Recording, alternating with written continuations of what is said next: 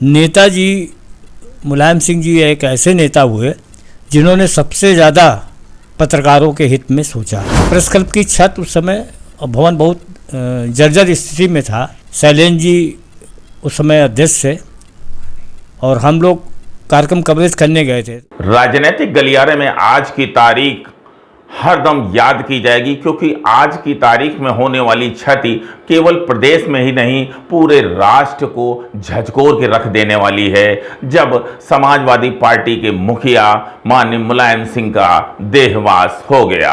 आज मुलायम सिंह जी के दिवंगत होने पर समाजवादी पार्टी के कानपुर कार्यालय में खासा सन्नाटा पसरा हुआ था। आइए बातचीत करके जानते हैं माननीय मुलायम सिंह से जुड़े हुए जीवन के तमाम पहलुओं के विषय में, जहां मुलायम सिंह जी को नज़दीक से जानने वाले लोग हमें बताएंगे उनके जीवन से जुड़ी हुई तमाम सारी जानकारियां।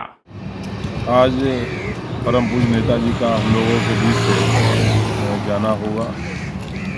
नेताजी अविस्मरणीय रहेंगे।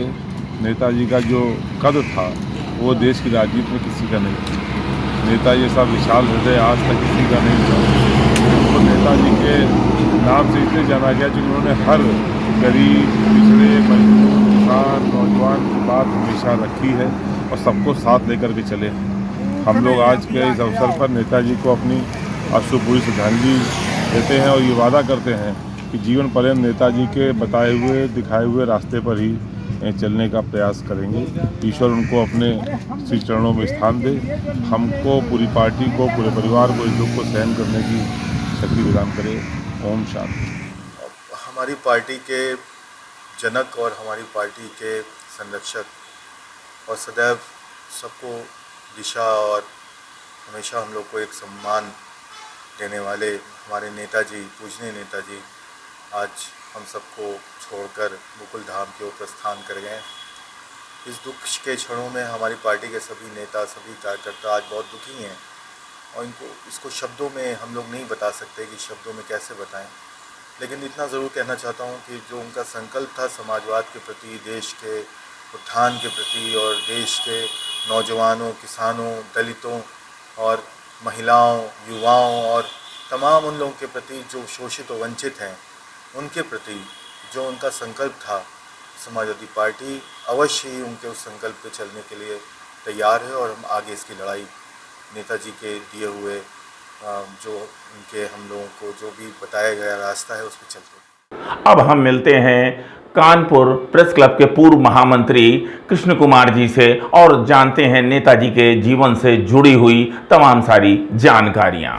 सपा मुखिया के जीवन से जुड़े हुए तमाम सारे किस्सों में से एक बड़ा महत्वपूर्ण किस्सा कि उन्होंने पत्रकारिता के क्षेत्र में क्या किया, किस तरीके से प्रोत्साहित किया, किस तरीके से उन्होंने प्रेस क्लब के उत्थान के लिए, जीर्णोद्धार के लिए उन्होंने एक व्यापक सहयोग किया, ये जानकारी हमें शहर के वरिष्ठ पत्रकार कुमार जी देंगे। तो हम ये जानना चाहेंगे कि किस तरीके से नेताजी ने सहयोग करके पत्रकारों को एक छत मुहैया कराने की दिशा में जो अपना योगदान किया, आप उसके विषय में हमारे दर्शकों को बताएं।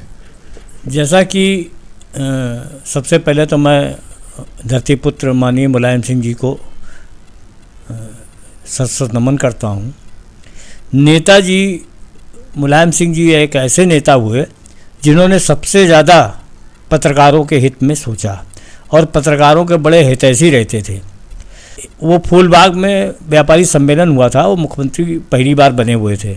प्रेस क्लब की छत उस समय भवन बहुत जर्जर स्थिति में था। शैलेंद्र जी उस समय अध्यक्ष थे और हम लोग कार्यक्रम कवरेज करने गए थे। उसी समय इटावा प्रेस क्लब के भवन निर्माण के लिए नेताजी ने 10 लाख रुपए दिए थे।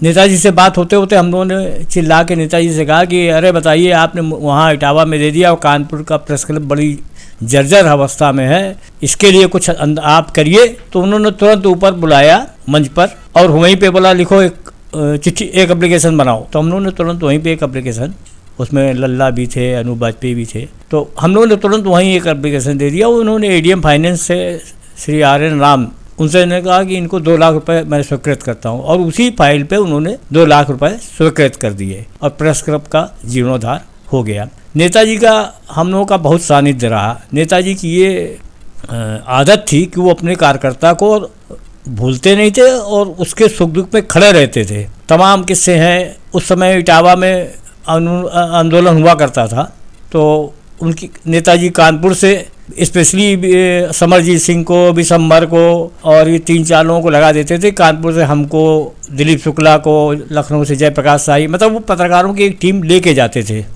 और बाकायदे आप सैफई में, खैर तो बड़ा मकान में उस समय दालान थी बड़ी सी और एक बड़ा, तो नेताजी रात में बड़ा ख्याल रखते थे आने जाने का, और वहाँ सब पूरी रात में कि कैसे रुकेंगे क्या है। और मैं एक छोटी सी घटना का जिक्र इसलिए करना चाहता हूँ कि मेरे पुत्र राहुल का बर्थडे था, 3रा बर्थडे। नेताजी लैंडमार्क में किसी कार्यक्रम में आए थे। श्यामलाल जी गुप्ता जी उस समय नगर अध्यक्ष थे। हमने ऐसे ही उनसे कह दिया, हमने कहा कि सर हमारे यहाँ आज बच्चे का बर्थडे है, उसमें आशीर्वाद देने आइए। तो उनका कै बजे है? तो हमने कहा शाम को आइए 5 बजे। तो वो 5 बजे लीला साथ धर्मशाला तुरंत आ गए। बेरिया जी थे साथ में, श्यामलाल गुप्ता, अंटू मिश्रा थे। थोड़ा विलम्ब भी हो रहा था कार्यक्रम में, तो हमने उनसे कहा, हमने कहा अभी तो आप जल्दी आ गए। फिर वो बलखंडेश्वर मंदिर चले गए, वहाँ पूजा वूजा की उन्होंने, फिर लौट के आए। बोले अब ठीक है, फिर चले गए। पत्रकारों के हित में जितना मैं समझता हूँ नेताजी ने किया है, लखनऊ में हो या दिल्ली में हो या पूरे प्रदेश में कहीं भी हो, उन्होंने मकान आवंटित किए। लखनऊ में सारे पत्रकारों को भी एक योजना उन्होंने चलाई थी, उस पर उन्होंने फ्लैट टाइप सिस्टम, सिंगल मकान बना करके पत्रकारों को अलॉट किए। तो जब वो कानपुर आए तो हम लोगों ने उनसे कहा कि आपने वहाँ तो पत्रकारपुरम बसा दिया, यहाँ पत्रकारपुरम क्यों नहीं आप बसा रहे हैं? तो ये हुआ कि कैसे फ्लैट थे। तो तत्कालीन जो भी KDA प्रशासक थे, उनको उन्होंने बुला के कहा कि जगह की तलाश करो और कानपुर में भी एक पत्रकारपुरम बसाया जाएगा। ये नेताजी का ही अथक प्रयास था। जगह ढूंढी गई और उस प्रयास को सबसे ज्यादा फलीभूत अगर किया तो तत्कालीन KDA BC RN Trivedi ji ने किया। पहले जगह श्यामनगर ढूंढी गई तो उसमें ये हुआ कि रेलवे क्रॉसिंग पड़ी, फिर मकड़ी खेड़े में जगह, और उस समय उन्होंने पत्रकारों को लाटरी सिस्टम से, और उस पर 40% छूट दी थी नेताजी ने कि 60% जो पैसा है वो पत्रकार जमा करेगा और 40% सरकार देगी। तो हम लोगों को बहुत सस्ते दर पर प्लाट नेताजी ने उपलब्ध करा दिए। और नेताजी आज जैसे नेता नहीं थे, उनका ये था कि अगर किसी मंच पे हैं और पत्रकारों ने घेर लिया तो सबसे अब हम लोगों को तो ये था कि मंच पे अगर वो आए हैं और हम लोग कुछ लोगों को, जैसे मुझे हुआ या दिलीप शुक्ला जी को हुआ या सुरेश त्रिवेदी जी से, तो उनको बाई नेम वो बुला देते थे कि शांत रहो, क्या बदतमीजी कर रहे हो, क्या कर रहे हो, और कोई प्रॉब्लम तो नहीं। अगर नेताजी को ये पता चल जाए, अपने कार्यकर्ता के लिए भी, मुझे तमाम घटनाएं याद हैं। अब तो नेता होता सत्तावना देना था उनको। उनके साथ एक सज्जन थे, वो यहाँ लाजपत नगर में रहते थे, इटावा के थे, पढ़ाते थे। मुझे याद है कि वो बीमार थे, अपने घर पे लेटे थे। नेताजी को किसी ने खबर दी तो नेताजी तुरंत उनके घर पहुंच गए और उनको ले जा करके रीजेंसी में एडमिट करवाया और इलाज कराया। तो नेताजी अपने कार्यकर्ताओं के लिए बहुत थे, कर्मठ थे। तो जैसा उनका नाम धरतीपुत्र मुलायम सिंह था, वो धरतीपुत्र ही थे। अगर आपको हमारा वीडियो पसंद आया हो तो इसे लाइक करें, सब्सक्राइब करें और साथ ही बेल आइकन दबाना ना भूलें।